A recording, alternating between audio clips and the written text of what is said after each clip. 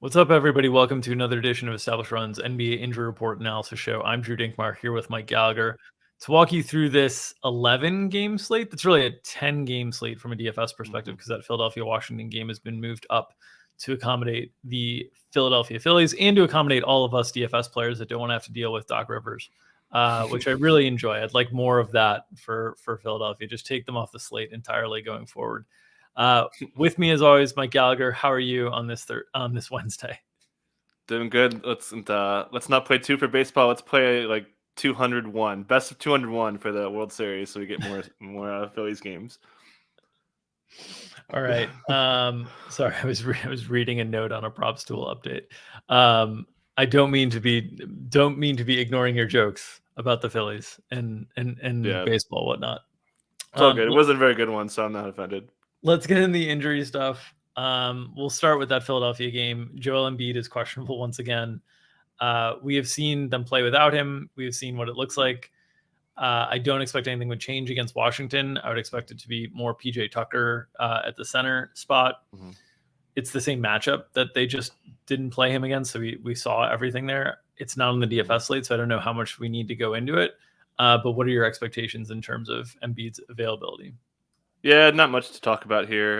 Illness was on the injury report, well in advance of this game, so he's been dealing with this illness for at least a few days.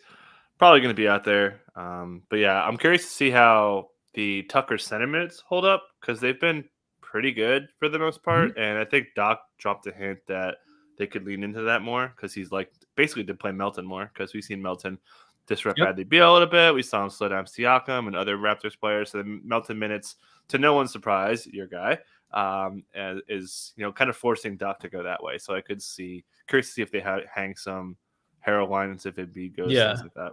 I think it's a pretty easy fix for them long term in terms of you either stagger out Embiid earlier, or you stagger out Tucker earlier, and then just bring Melton in.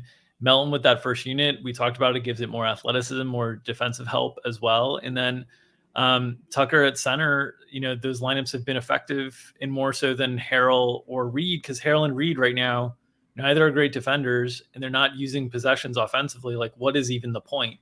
So instead of having those guys get minutes, get Tybal in there, who is at least wreaking havoc defensively and potentially getting you some of these transition possessions that they've been missing out on. So I think Philadelphia's slow start to the season, Doc seems to be like slowly kind of figuring out some of the things here that would make the roster better.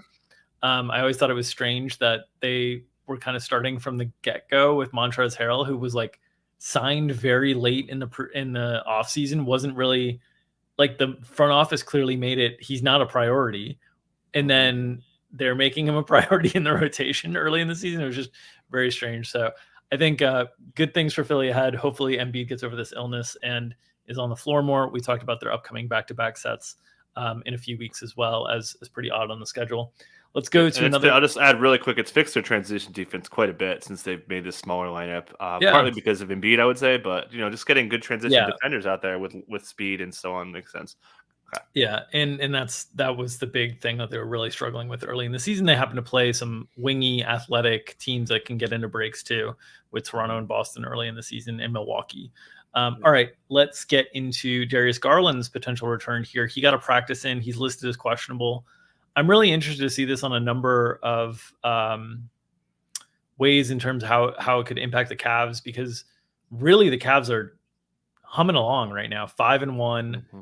They have a top 5 offense in the league without Darius Garland, and Donovan Mitchell has been incredible early in the season. Can talk a little bit more about him, but he's shooting 49% from the field. He's a career 44% shooter. He's got touch time of over 9 minutes per game, which last year Garland had just 7.5 minutes per game of touch time. So he's dominating the ball more than Darius Garland was last year with the Cavs, just to give like context of what he's doing. And they're playing really effectively. His assist rate's huge. He's scoring more efficiently. All that said, what are your thoughts on if Garland is able to return tonight? Obviously, a big matchup with them in Boston. Yeah, so going back to about a week ago, Bickerstaff said he was breaking a sweat in practice, and it was just a matter of his visibility. He cut his eyelid, so he wasn't seeing very well last week. He's had full practices now. Would assume that he's probably got a pretty good chance. Is he going to be effective if he could see 100%? I don't know. But the next question is lineup, because as you mentioned, these lineups they're throwing out there have been really good.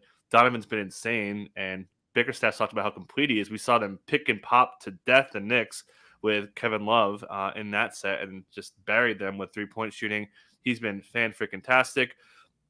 And then you got the matchup factor. We saw them go big last time they played the Celtics with Dean Wade guarding Tatum. If you do that, do you pull Karis LeVert? Maybe, considering the matchup. There's a whole lot of levers to pull here. So I think they probably start him. And then, I mean, they could put Mobley on Tatum too and build their rotation that way. So I don't hate it. But they like Mobley kind of roaming like in the Robert Williams role too. So lot to break down on that end. I think they start Garland and probably start LeVert. That's what they started in the opener. And just trust LeVert. They've leaned on LeVert like way too much for the defense, and he's been good. Their defense has been actually awesome. I think they're third in half court. So I would lean that way. Tatum, dealing with a better matchup. He'll see a lot of Mobley too, but would expect him to start LeVert, but not confident at all. Yeah, I wouldn't be surprised given the matchup, given bringing Darius along. Like, it wouldn't surprise me if they just brought Garland off the bench for like one game and were like basically like, hey, go play like 26, 27 minutes off the bench, get your rhythm, do it while you're leading the second unit. So you have the ball in your hands all the time. You're able to find your own rhythm instead of maybe getting in the way of other, an offense that's really gelling in the first unit. And with Dean Wade, who they like to use as an individual one-on-one defender against bigger wing scorers. They did it against Kevin Durant. They do it against like Giannis. They like using him in those spaces. It would make sense to use against Tatum tonight, but we'll see. Long term, I'm just really interested to see how these things gel in terms of Mitchell and Garland, because we really haven't seen any of it this season. Garland got hurt so quickly in that first game that it's been pretty much the Donovan Mitchell show, even more so than what it was in Utah before. But yeah, the Cavs look great. I think it's also one of these things where it's just such a great example of like crafting basketball teams in general, in that a lot of people, when like LeBron and Wade teamed up and everybody was like, oh, there's only one basketball and different things.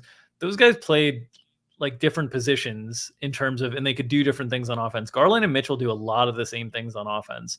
So I'm really interested to see how the two do mesh together, how much they stagger, all those different things. And I don't think we'll get much of a read on it tonight. I think it's going to be something that happens over the course of weeks, because I think they're probably going to want to do everything they can to keep Donovan Mitchell in flow right now because he's playing so well. But it is something to monitor. And, Darius Garland, from a DFS perspective, even if he's in the starting lineup, I would not be going near it, just given that I think there's going to be some adjustment period to catching up to the speed of the game once again. And I'll add too, we saw Mark Daigneault do that in the second half, where he's like, okay, let's get Giddey kind of in a rhythm in the second unit, make sure you cover all your bases, kind of easier way to do that. So curious to see if Bickerstaff steals that game plan, which worked out great. What a win for the Thunder last night. Yeah. All right. The Lakers, Anthony Davis questionable once again, LeBron probable once again. They're playing the Pelicans tonight at home. What are your thoughts on the availability for the two Lakers stars whenever the Lakers on the slate, we're talking about them? Every slate, yeah. LeBron is going to be fine. That foot soreness thing is not new. He's been listed with it before. I pulled up the wrong screen. But yes, 80's not fake. There was a quote from Darvin Ham, as I pull that up really quick, saying that like, oh, he knows he's playing through pain. He's basically like dealing with stuff. We've seen him go through injuries all the time. That he's wants to take care of his body over the course of the season. So I think revenge game, all that stuff, but the risk is just so big that he has an in-game injury. We talk about that game against the Nuggets where, or actually a different game where he was like a commercial break and was just dying. He's had a couple moments. He's had a couple moments like that in both Nuggets games. Actually, the last game too. Towards the end of the game, he grabbed a rebound and immediately, like when he came down, grabbed at his back and looked like he was really struggling, and kind of like waved everybody off that he was going to stay in, and like limped up and down the floor, and then like stood a possession in the corner, just like taking the possession off, and then like kind of worked his way back in. I'm not sure what's going on with that back, but it does not seem good. And they are just putting so much on him. I mean, he's playing like 35, 36, 37 minutes a night. So to me, I don't mean this as an indictment against Anthony Davis specifically. I mean this as an indictment against a body that looks like it's taking on a lot. It seems like it's a matter of time before something happens. So that would be my concern there. We'll see if he does need the game off or not. To his credit, he is trying to play through everything. He's trying very hard to play through everything. He's trying to shake that stigma. But they're asking so much of both LeBron and AD, and unfortunately, like AD's body has not held up. Nobody's body's held up as good as LeBron's over the years. But I'm a little bit concerned. More so, I think he'll try to play more so of something potentially happening in game. Yeah, there was a quote from Darvin Ham saying, quote, he wants to dispel the myth that he's never available. He's had some unfortunate injuries over the last couple of years, but I could tell you right now, he's been nothing short of monstrous since I've shown up. So he definitely wants to play. Yeah, all true. And I do think, I don't know. I think it's unfortunate that he has earned his body has earned him this reputation. I think it just culturally, it's like a real issue that we like label it on somebody's will as opposed to like their body just not allowing them to do it. Like, I don't know, like you don't question someone's will who gets like cancer or something, like if you're like, it's just so stupid. Yeah, it's pretty mean. Athletics.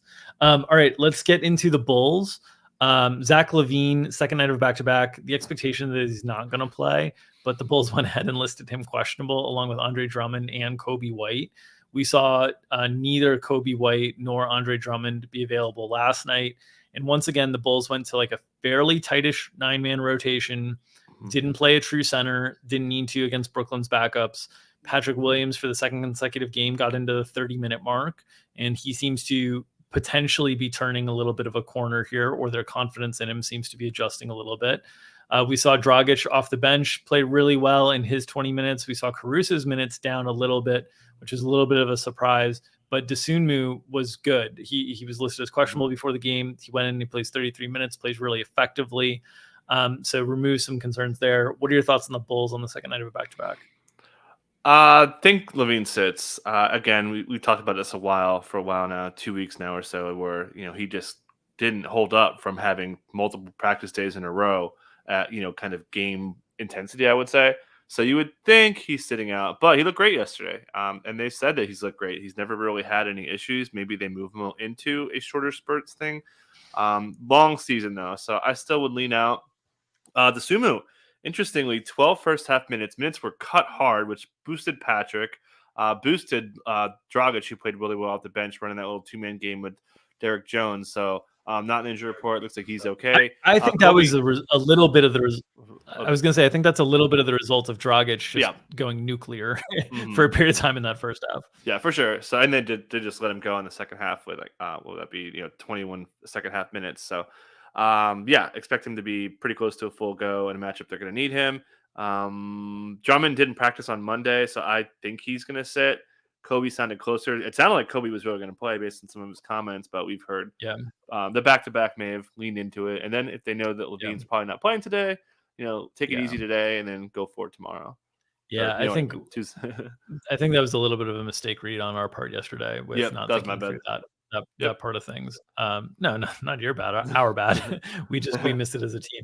On the LaVine side, I'll also note 37 minutes yesterday. That looks like the workload of someone they don't intend to play the next day. It doesn't look like it's managed in any way, shape, or form. Yeah. Okay, Atlanta, Onyeka Okongwu listed as questionable tonight for the matchup with the Knicks. What are your thoughts on his availability? I would be very surprised. So I saw this injury when it happened. He kind of grabbed at it, went to the bench, and talked to the trainer for like 15, 20 seconds. He basically told the trainer, go away, I'm fine. So the Hawks do throw Q tags pretty haphazardly. So I was expecting this basically. So I think he's out there. Minutes should be fine. I would be surprised. Sometimes we see these things pop up. I like Drummond's injury is a little bit worse than the shoulder sprain, but way worse looking. But I'm expecting Okongwu to go here. It was also a non-competitive game, the last game that they played. And so, in terms of if that impacted the decision on pulling him and kind of going in a different direction, very possible as well. Yeah. All right. On other side of that game for Knicks fans, Cam Reddish and Quentin Grimes, both questionable here. Do we see the debut of Quentin Grimes this year, and do they unveil the statue outside first, or does he play first? No, I think the statue's first. No, it sounds like he's got a shot. There's been some buzz for a couple weeks, and then they're basically sharing this 10th man rotation, Cam Reddish revenge game. But yeah, I think he's got a shot to play. Certainly be game time. This has been something that's taken a little bit longer than anticipated.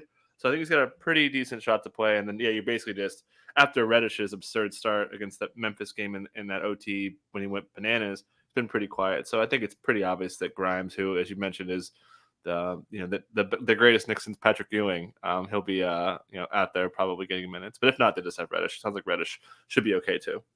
So your assumption would be that if Grimes is available, Reddish is the one who falls out of the rotation? I think so. I mean, they like Rose. They like quickly. They sub quickly, and they close with quickly. Basically, I maybe it could be Rose. I don't think so though. But I would say that Obi. Yeah, I'd imagine it will take a lot for Tibbs to get Rose out of the rotation. Yeah, exactly. But possible. It would also impact the ceiling on Evan Fournier and also possibly RJ Barrett as well. We've seen they've been a little bit more sensitive to RJ Barrett's minutes this year in terms of they know they have other offensive options. And so you're seeing RJ's performance dictate his minutes a little bit more than you have in the past. Gary in chat noting Reddish would be most impacted, which we agree with. On to Trey Lyles and Trey Lyles in Sacramento. I was trying to think of where the hell is Trey Lyles playing these days. My mind was like, I almost had a who he play for a moment there. Nice. Trey Lyles in Sacramento, no De'Aaron Fox. Trey Lyles is questionable in this one. What are your expectations on Sacramento's rotation in the absence of De'Aaron Fox? And if Trey Lyles was unable to go, how would that impact things? Interestingly, Trey Lyles closed at center in the last game, which was kind of stunning. And we could talk about that on. You guys could talk. Sabonis fouling out in that one. Yeah. Right, but still interesting to go for him over Holmes or somebody else or whoever else. He's got a lot of options, but they wanted to have the floor space, etc. The Fox stuff, ruled out day-to-day, shouldn't be long, but we saw, Davion went ham last year down the stretch. Fantasy league winner, I believe it was 24 and 10 points, assists, averaging, good shooting. Minutes were insane. We saw the minutes kind of get damped down a little bit, partly because Mike Brown loves Matt Dellavedova for some reason. So maybe the minutes look outrageous. I think maybe they do because it's more of a day-to-day thing. So they could really let him go. Matchup definitely interesting against Miami on the back-to-back. And we saw Sabonis in not a big workload minutes-wise, get 18 potential assists. We saw him really clean up an assist late last year as he was the main hub for their offense. So bad matchup against Bam, but I could see Sabonis really, really going to work here to carry this offense. Yeah, and it's been interesting. Sabonis he's been in a lot of foul trouble this year. He fouled out of this game against Charlotte. He fouled out against the game against Miami. And as a result, his minutes have been down a little bit. He averaged 33.5 minutes per game last year with the Kings. This year, it's down around 31, largely because of that foul trouble, because of some blowout stuff as well. I think it's a really good bounce back spot for him. I think a lot of the attention is going to go on Davion. Rightfully so. Big increase in role, big increase in opportunity, and he's generally taken advantage of it in the past. This is not the greatest matchup, though. We'll see. Miami is on the second night of a back-to-back. Miami's defense has taken a step back this year, so it'll be interesting to see how Sacramento does here. I know you guys on the Sacramento overs, this is one you got to be feeling like, we could steal one here. Me on the Sacramento under, this one feels like I'm like, this is one I need Miami to step up and play well, but I'm a little bit concerned on the second night of a back-to-back. Yeah, I'll add big rim funnel, man. They are allowing a league low 8 wide open threes per game. They are just letting everyone come at Sabonis, and it's led to a lot of contact and foul. So, that kind of makes sense from how they're defensively scheming things up, which is very, very ballsy. Pretty interesting strategy. Yeah. Sabonis not really a rim protector to just funnel everything to him, and also a big offensive hub. Mike Brown's done some weird things. They play hard. The team plays hard. So I think generally Mike Brown is liked and respected around the league, but some weird comments this year about tightening the rotation after he plays 13 guys. And then the tightening wasn't really super tight. And he just seems to be doing a lot of experimentation early on in the season, stuff that I thought would have been hammered out in the preseason. But maybe Keegan Murray's preseason towards the end, impacted things. And I was going to say, you see the big herder line. Kelly Oubre let him get loose, and Clifford was not happy about that. So just a quick side note there. All right, let's go to Toronto, where Fred VanVleet is questionable. Otto Porter Jr. got upgraded to probable, so it sounds like we're going to see his debut this season. With Nick Nurse, you never know how he's going to incorporate reserve players into what roles and how big of a pie there is for even reserve players, given the way he likes to play his starters. We've seen Fred VanVleet miss last game, and Siakam and Barnes went nuts. And OG had a really big game too. I mean, the offense got really condensed there. What are your thoughts on VanVleet's availability tonight? And who do you think Otto Porter Jr. impacts if he does return into the rotation? Who do you think he impacts most? So with FEV, we talked about this kind of in detail the last time. It was Nick Nurse kept asking, like, hey, what's wrong with you with Tyrese Maxey taking you to school, missing all of his shots on Friday? That was Friday for an injury that may have not been like a real one, just like, hey, let's get you right. So he's had some time off now. I think he's going to play. Otto, so what do you want with Otto? You want spacing and a little bit of size at the 4? I would think they have enough of shot blocking and stuff with Precious and Koloko. So I think Koloko would get pushed down just to switch things around. It could be Boucher as well, but I think they're going to really lean on Precious. You want to have kind of a bigger body against Pirtle there. And we'll get to the Spurs side in a second. But I think this team just mauls the Spurs. They're really well equipped to crush inside. Spurs giving up a lot of stuff at the basket. We know every single presser I listen to Nick Nurse, he's like, oh, Scotty Barnes didn't get the basket enough. He's going to get a lot of chances to get to the basket tonight. So something to look out for this offense. I just think is really going to hum with or without VanVleet. And I'll add, as I wrote in matchups, like I don't think VanVleet affects Siakam at all. Like their matchups are going to be fine regardless, and they get even maybe better if he. No, I think Fred mostly impacts at this point. I think he mostly impacts the other 3 guys. Gary Trent Jr.'s usage ticks up without Fred. Scotty Barnes' assist rate ticks up without Fred a little bit, and OG's usage ticks up. Siakam's rates are pretty stable across the board, so I agree with you there, and I agree with you that I think Koloko would be, especially if Fred returns. Because I think this Koloko starting stuff is just because they like Precious coming off the bench. They like Boucher coming off the bench. And it's just kind of a placeholder. And so if they don't need the placeholder because they get Fred back, then I think there's a decent chance his minutes just go away and Otto picks those up. Or Koloko's minutes not entirely go away, but he cut down substantially and you get away from maybe Kem Birch or guys like that. We'll also note that that's about as good of a box score for the starters as you can find in any game all season long. I mean, Siakam didn't shoot the ball great. The other guys shot the ball really well. You get 6 steals and 2 blocks from Anunoby. You get these guys all plus 20 or more in the plus minus. It was just an absolute drumming. The team shoots 41% from 3, 50% from the field. Only turns the ball over 6 times. If you're a coach, that is 40 free throw attempts. Yeah, that is box score porn. 40 free throw attempts, 34 threes. It's beautiful. Just an utter dismantling of the Hawks, which I will say my biggest regret about that night's slate was not betting this game, because I've been talking about how the Hawks have benefited from a really soft schedule early on, and they're not playing as well as that it would suggest. Should have been betting Toronto in that spot for sure. Okay. Let's go to, do you want to go to the San Antonio side of this since they're playing San Antonio? I think it makes sense. Keldon Johnson got ruled out along with Isaiah Roby.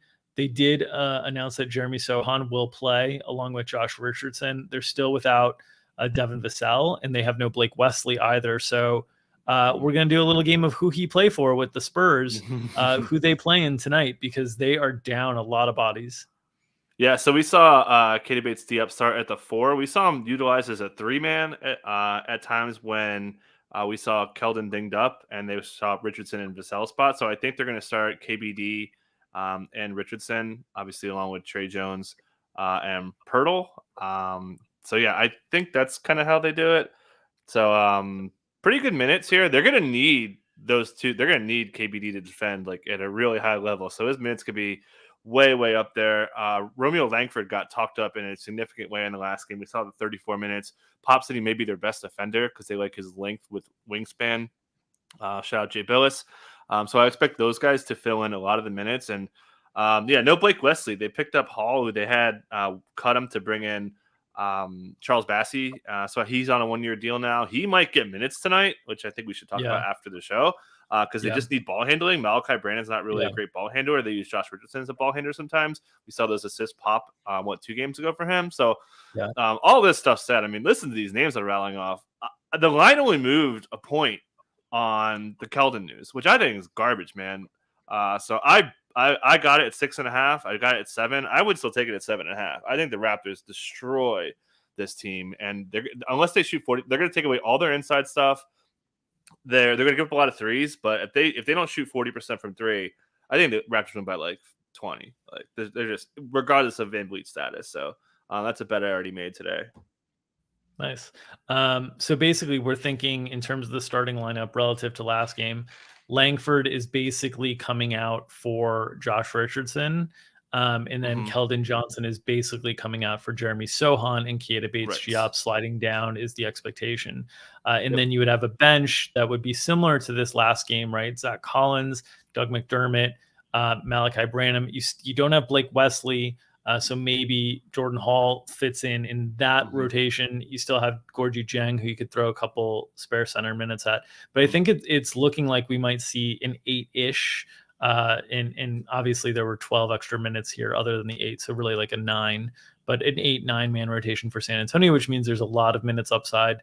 And we'll talk more on the DFS show in terms about what guys we think they would let go in terms of if the game is not competitive. Because I think it's important to contextualize that on this slate as well. Yeah, and should add a lot of Zach Collins power forward minutes, but they played the Wolves, so I would expect that. And now they do have Sohan, so they've got a little bit more depth there, and they're losing on the wing. So I don't think Collins is going to get quite as much minutes as we saw. They're going to have to play Pirtle quite a bit. And, man, if Pirtle gets in foul trouble, it may be like 30. All right, let's go to Memphis, a late game. A lot of questionable tags on this one for Memphis. It seems like all year long we've been dealing with questionable tags for Memphis. Desmond Bane, Steven Adams, Jake LaRavia. What are your expectations here for Memphis in terms of who's available tonight? Yeah, so Bane tweaked his ankle late in regulation 2 games ago. Didn't play in the last game. Obviously, saw Contract pick up some big minutes, got some early fouls. Brooks played pretty well offensively, especially early in this game. So I think Bane's got a pretty decent chance to play. Steven Adams, usual locker room trips, comes back out maybe 5 minutes later, sits on the bench, then goes right back to the locker room maybe a minute later.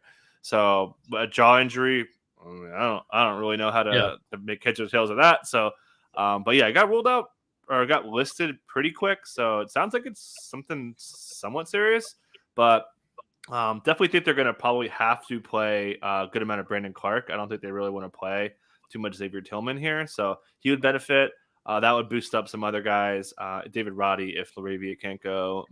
Santi Aldo's minutes could be really safe here, especially if Bane can't go, because they'd have to use some of his depth to fill minutes behind Bane. So, yeah, a whole lot of moving parts here. Basically, just keep an eye on the projections, and you guys can talk about that matchup. Pretty fun matchup against Portland. National TV game. Yeah, so we'll see. I really hope Bane is able to play tonight. Although Dylan Brooks, homecoming of sorts, Oregon Duck, Dylan Brooks playing in Portland. Maybe a narrative there. All right, on the other side of that, Josh Hart is questionable. Still no Damian Lillard. He was ruled out pretty quickly. They were hopeful that this Wednesday game could be a potential return point for Dame, but he was listed out pretty much immediately when the injury report came out. What are your thoughts on Josh Hart's availability tonight? Don't know. Very odd schedule. They've been off since Friday. Very strange. I don't really know what's up. The fact that he's got a Q tag makes you think he's probably okay, but don't know. If he doesn't play, I think they're going to probably start Nazir Little.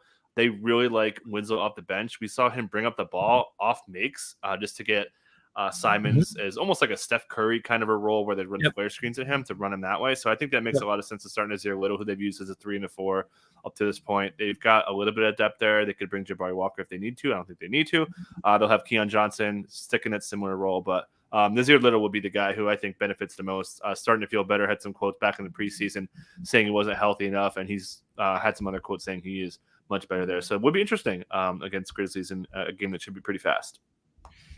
Yeah, should be pretty fast, should be pretty entertaining from a DFS perspective. And, late game, a lot of questionable tags, potentially some value opening up as well in that situation. You expect Shaden Sharp to continue to start in the absence of Dame? Okay. For sure. Yeah. Billups seems really sold on it. Yeah. His athleticism's crazy, man. He has like highlight reel. He's been like must see. Billups called him must see TV too. So, he's not going to be very fantasy relevant, but if you like highlights, and John Morant's so they got John Morant, they got Sharp. You're going to get plenty of highlights on ESPN. Yeah, Sharp is a little Anthony Edwards-ish, which is like really, I mean, Anthony Edwards is a total freak athlete, so I don't really want to put anyone completely in his category. But Sharp, when you watch him play, he has these huge dunks where he gets really, really high up off the ground. He's pretty fast in transition. And then in the half court, he'll make like these pretty power crossover step back moves to shoot contested twos that are like really questionable shots that are like the things that Anthony Edwards would do when he first got in the league. So there's a little bit of that in his game. Yeah, he separates, man, on like the shot die. It's gross, but it's delicious. Yeah.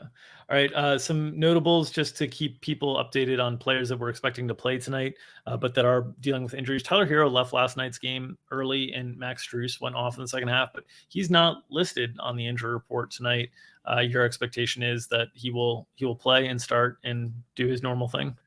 Yep. We had pretty good indication last night that he was going to be okay. We saw him get ruled and didn't get ruled out. They had him not start the second half. They started Max Strus for him. And listening to Spoelstra and Hero after the pressers, or during the pressers, I listened to them. Spoelstra said that he was not quite like ruled out, but the medical staff's like, "Hey, long season, we don't want to risk anything. We've still got depth here. Let's just sit him out."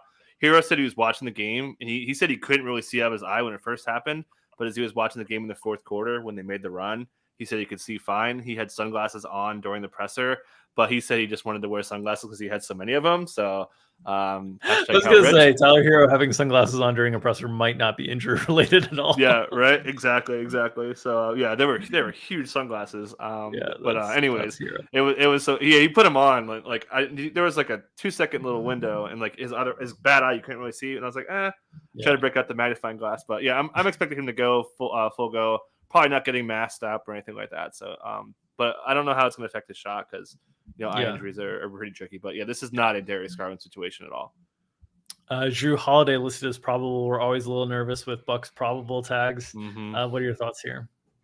Yeah, we saw that Brook Lopez probable tag last week. Got the game time. Never really was in doubt, but expecting that again. So if you see that Drew Holiday game time thing pop up, don't freak out. But definitely keep an eye. I freaked out on the Brook one. I'll be honest. Of course, I started loading up a lot of Bobby Portis. I've got there was a game during the bubble where they had sat everybody and they had Brook Lopez listed as probable, and then they just didn't play him at all during the game. And you found out when the starting lineups came out that like he wasn't in the starting lineup, and I was like, oh, he's probably not playing. So I'm always a little nervous with the Bucks with probable tags. But yeah, Drew listed probable, and then Christian Wood was upgraded from questionable. Just to add really quick on Drew, just to hit Drew really quick, he's dominating, man. His pick and roll frequency has gone up like 12% compared to last year. They're running a ton of offense with him and Brook take some pressure off Giannis. Go ahead, Christian Wood. All right, Christian Wood got upgraded from questionable to probable, so we're expecting to see him tonight.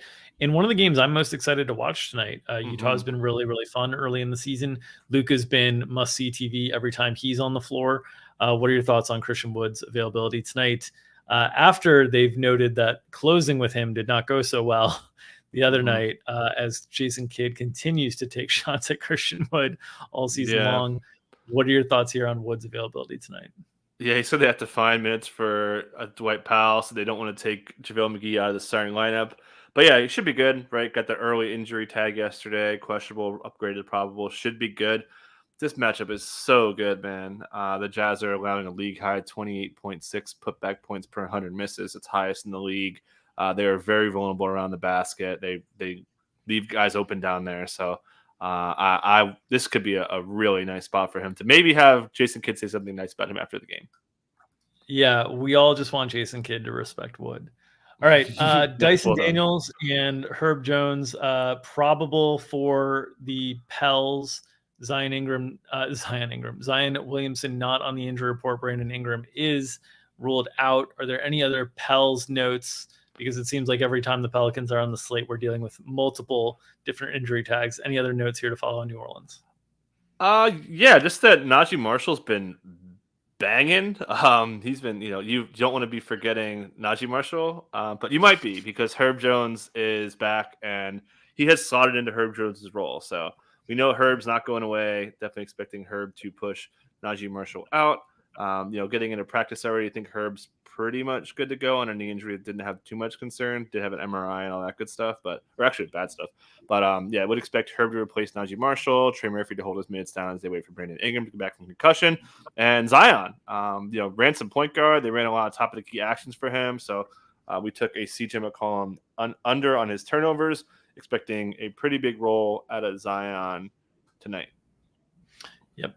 All right. I think that does it for today's 11-game slate. It's a 10-game DFS slate, I believe, on the counting side of things. For those of you who have enjoyed the program, consider subscribing to our channel here so you get notifications whenever we go live. Consider also pressing or gently holding down or smashing that like button. And of course, support the people who support us. The show is brought to you by our friends at Underdog Fantasy. They have daily NBA snake drafts for money running, in addition to many formats of NFL contests still running for huge cash prizes. If you're playing NBA Pick'em, in-season subscribers at Establish the Run can use our projections tool to compare ETR projections to the Underdog Pick'em lines. Use the promo code ETR at checkout, and you can get a deposit bonus up to $100 matched for first-time users. So use that promo code ETR at Underdog Fantasy if you don't have an account over there. And of course, as always, if you want to support us, Establish the Run subscribe page. You can check out all our packages over there for in-season DFS content, where you can get Mike Gallagher's matchups columns, live shows, projections updating all night, or our props package where you can get access to full statistical projections along with all the bets that we release in our Discord and on Telegram. All right, I think I've covered the sponsors, the ad reads, hopefully to keep us on the air. Appreciate you all for listening and tuning in. We'll be back tomorrow with another edition of Establish Run's NBA Injury Report analysis. Take care, everybody.